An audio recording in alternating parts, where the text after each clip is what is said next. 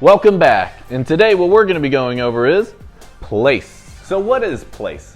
Place is a target for your dog to go to and stay until called off. This can be something that they can identify, so a folded up blanket, their dog bed, even a dog bowl. That could be place. Now, a super simple and easy way to start this out is to just use something the dog already knows, such as their dog bed or the couch that they already get onto.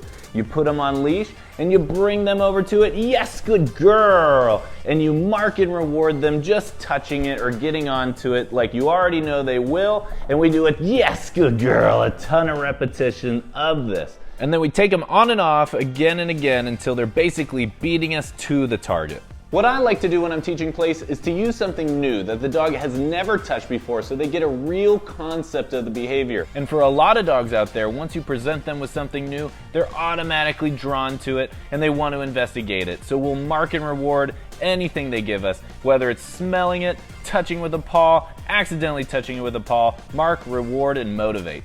For the ones that don't automatically investigate it, they're going to want to spin around it, or they're shy to get on it or touch it in any sort of way, and we're going to help them out even more. Probably the easiest way to begin is to just use their reward by putting it on the target, yes, good girl, and motivating them to touch it or interact with it.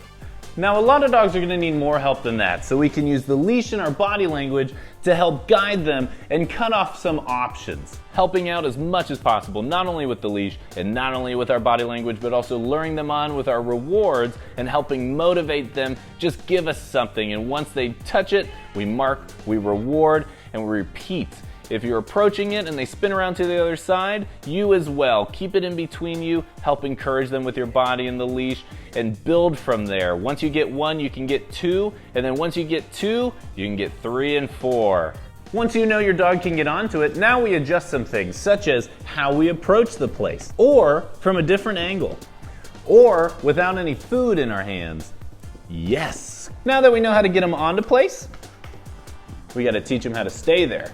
Starting with small steps such as them just staying on there for a little bit longer than the time that they did before, or when we start to add in movement such as stepping in place or taking a step back, that they have the self-control to stay on there, and ideally we release them instead of waiting for them to get off and then us just correcting them and putting them back.